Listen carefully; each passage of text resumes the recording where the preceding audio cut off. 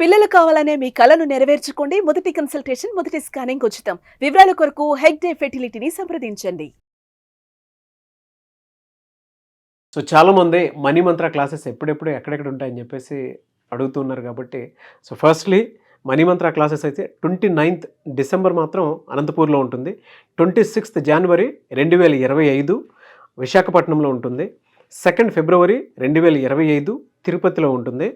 And 9th ఫిబ్రవరి 2025 రాజమండ్రిలో ఉంటుంది. And దాంతోపాటు 16th ఫిబ్రవరి 2025 బెంగళూరులో ఉంటుంది. అండ్ 2nd మార్చ్ 2025 విజయవాడలో ఉంటుంది. సో ఇప్పటి వరకు అనౌన్స్ చేసినటువంటి క్లాసెస్ ఎన్రోల్ చేసుకోవాలి అనుకున్నటువంటి వాళ్ళు వెంటనే స్క్రీన్ మీద కనిపిస్తున్న నెంబర్కి సంప్రదించండి. నమస్కారం డాక్టర్ శ్రీ ఆచార్య అనంతకృష్ణ స్వామి గారు. నమస్కారం అండి. సో ప్రీవియస్ వీడియోలో సంపూర్ణత్వం గురించి మీరు మాట్లాడినప్పుడు అంటే అందులోనే పొందికై ఉంటుంది ఎనర్జీ అనేది, సంపూర్ణత్వంలోనే. అది నాకు చాలా బాగా నచ్చింది. అంటే అది అర్థం చేసుకోవడానికి కూడా ఓహో ఒక్కొక్క వర్డ్ ఇంత గొప్పగా ఉందా అనేటువంటి విషయం చాలా బాగా అనిపించింది. మనీ మంత్రాల్లో అటువంటి కొల్లలు ఉంటాయి,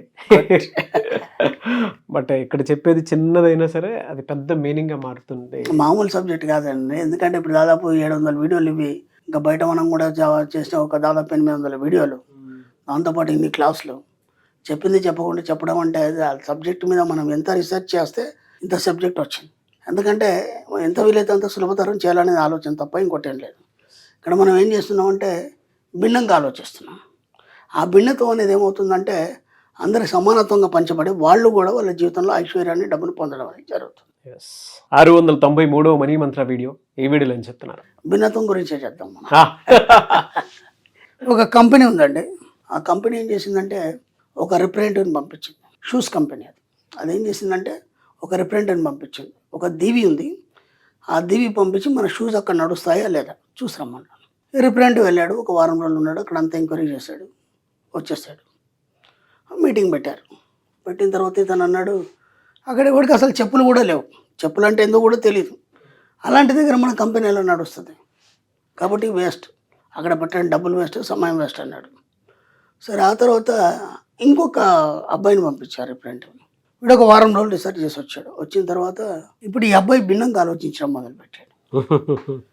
కంపెనీ మీటింగ్ పెట్టారు. మీటింగ్ పెట్టిన తర్వాత అన్నాడు బ్రహ్మాండంగా నడుస్తాయి మన షూస్ అక్కడ, కానీ నేను చెప్పినట్టు చేస్తే నడుస్తాయి, ఓకేనా, ఊరిగా తీసుకెళ్ళి అమ్మడం కాదు, నేను చెప్పినట్టు చేయాలన్నాడు. ఎలా అన్నాడు, అక్కడ ఎవరికి చెప్పులు అంటే తెలియదు, ఏమీ తెలియదు, అసలు మన షూస్ ఎలా నడుస్తాయి, కాబట్టి పని చేద్దాం. ముందు ఏం చేద్దామంటే దీవులు ఎక్కువ మందే ఉండరు, ఒక 1000 మందే ఉంటారు అంతే, ఓకేనా. ఈ 1000 మందికి మనం ఫ్రీగా మేజోళ్ళు ఇద్దాం, ఓకే. ఫస్ట్ ఫ్రీగా మనం చెప్పులు జతలు ఇద్దాం, మనం హవాయి చెప్పులు ఇచ్చేద్దాం. ఇప్పుడు అక్కడ ఒక 10 మంది ఉండి ఈ చెప్పుల యొక్క ప్రాముఖ్యత ఏంటి, ఇవి మీకు ఎలా రక్షణ ఇస్తాయి అనేది వాళ్ళకి మనం ట్రైన్ చేయాలి వాళ్ళకి, ఓకేనా. ఈ కంపెనీ నుంచి ఒక 10-15 మంది అక్కడికి వెళ్ళారు, అక్కడ ఉన్నారు, అందరు ఫ్రీగా ఇవ్వడం మొదలుపెట్టారు. మీరు కనుక ఇసుకలో నడిస్తే రాళ్ళు కుచ్చుకుంటాయి, గాజు పెంకులు కుచ్చుకుంటాయి, చెట్లు ముళ్ళు వేర్లు కుచ్చుకుంటాయి, కాబట్టి వేసుకొని నడవండి మీకు హాయిగా ఉంటుంది, ఓకేనా. అలా ట్రైనింగ్ ఇచ్చారు. ఒక ఏడాది వరకు వాళ్ళకి ట్రైనింగ్ ఇస్తూ వాళ్ళతో పాటు కలిసి ఉండి ఒక ఫ్యామిలీ మెంబర్స్ లాగా వాళ్ళకు కూడా సరదాగా ఉంటే వాళ్ళు. ఇప్పుడు ఏమైపోయింది, ఆ ఏడాదిలో అందరికీ చెప్పులు అనేటివి అలవాటు అయిపోయినాయి. చెప్పులు లేకుండా నడవలేని పరిస్థితి. ఇప్పుడు మనకు చెప్పులు అలవాటు అయిపోయినాయి, చెప్పులకు నడవలేం కదా మనం, ఏదో నొక్కుకున్న ఫీలింగ్ ఉంటుంది మనకి.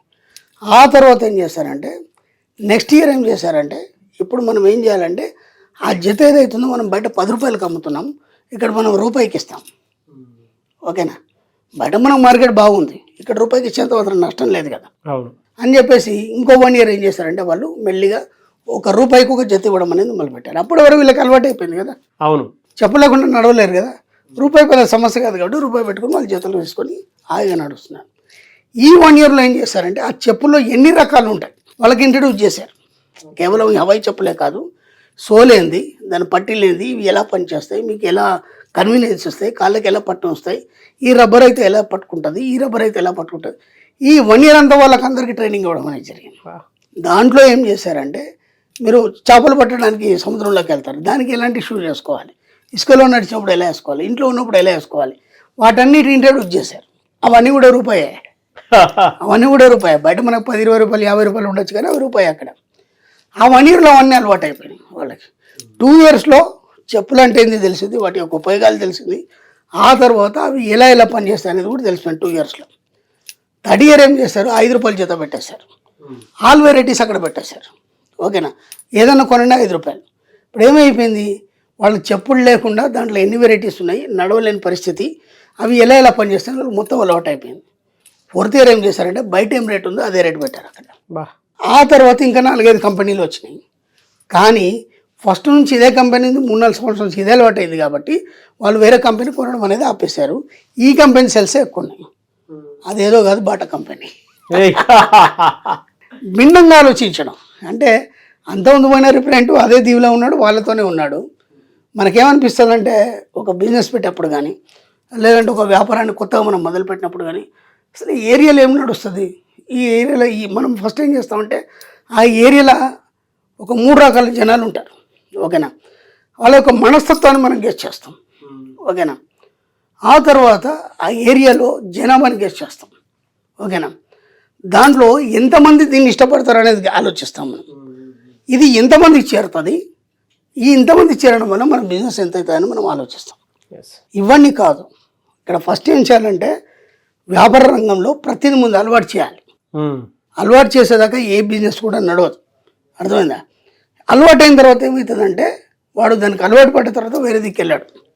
అర్థమైందా? వాడు దేనికి అలవాటు పడతాడు, వాడికి ఏది ఇష్టము, ఏదైతే వాడికి సౌకర్యంగా ఉంది అనేది మనం ఇవ్వగలిగితే నీ బిజినెస్ అడవిలో పెట్టినా నడుస్తుంది. ఎస్, ఎక్కడన్నా పెట్టండి, ఏదైనా పెట్టండి, మీ యొక్క ఆలోచన విధానంలో భిన్నత్వం ఎప్పుడైతే ఉంటుందో అప్పుడు ఖచ్చితంగా ఏదైనా మీరు సక్సెస్ అవుతారు. ఆ భిన్నత్వం లేకపోతే ఏమవుతుందంటే అందరిలాగా ఆలోచించినప్పుడు మీరు ఫెయిల్ అయిపోతారు.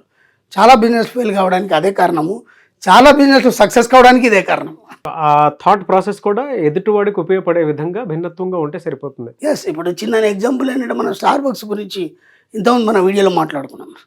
స్టార్ బక్స్ అనే వ్యాపార సంస్థ ఏదైతుందో అది జస్ట్ కాఫీ తాగడానికి అంత డబ్బులు పెట్టి ఎవడు తాగడం.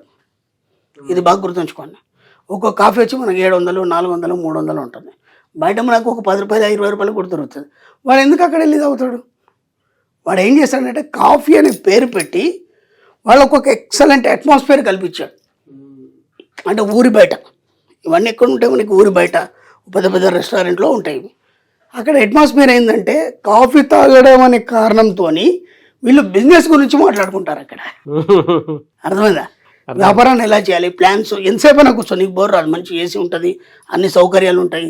నీకు కాఫీ ఏం చేస్తుందంటే సామాన్యంగా డాక్టర్స్ కూడా ఏం చేస్తారంటే ఎర్లీగా 4 గంటలకు లేసి ఆపరేషన్ చేస్తారు, ఒక కాఫీ సిప్ చేస్తారు, ఎందుకంటే బ్రెయిన్ యాక్టివ్ చేస్తుందని చెప్పేసి. కాబట్టి ఇప్పుడు కాఫీ షాప్ అని పెట్టామనుకోండి, అది ఎలాంటి ఆలోచన అయినా యాక్టివ్ చేస్తుంది. కాబట్టి కాఫీ తాగడానికి వచ్చి వాడు బిజినెస్ గురించి ఆలోచిస్తాడు. అక్కడ కాఫీకి ఎంత రేట్ అనేది ఆలోచించాడు. వాడు తాగేది 400 కాఫీ అయితే 1 కోటి రూపాయల బిజినెస్ గురించి ఇక్కడ లెక్కలేస్తాడు. లాజిక్ అది, టెక్నిక్ అది. కాబట్టి నీ బిజినెస్ ఎక్కడ చేస్తావు, ఎలా ఆలోచిస్తావు అంటే భిన్నంగా ఆలోచించినప్పుడు ఏదైనా సక్సెస్ అవుతుంది. కాబట్టి వాడు కాఫీ గురించి నేను కాఫీ అమ్మాలని ఆలోచించాలి. స్టార్ బక్స్ వాడు ఏదైతే స్టార్ బక్స్ ఏదైతుందో దీనికి వచ్చిన వాడు అందరూ కూడా మంచి మంచి ఉన్నతమైన ఆలోచనతో ఉన్నతంగా ఆలోచించి వాళ్ళ వ్యాపారంలో ఉన్నతంగా ఎదగాలి. కాబట్టి దానికి ఒక ప్లాట్ఫామ్ క్రియేట్ చేశాడు అంతే వాడు. అంతే, అర్థం. వాడు కాఫీ అమ్మట్లేదు, ప్లాట్ఫామ్ క్రియేట్ చేశాడు. కాబట్టి ఎవరికి ఏ అవసరాలు ఉన్నాయి వాటికి తగ్గ ప్లాట్ఫామ్ క్రియేట్ చేయగలిగితే నీ బిజినెస్ సక్సెస్ అయిపోతుంది. అంతే సింపుల్. ఫ్యాంటాస్టిక్ అండి. Thank you sir, thank you so much doctor Shri Acharya Anantakrishna Swami గారు. థ్యాంక్ యూ అండి.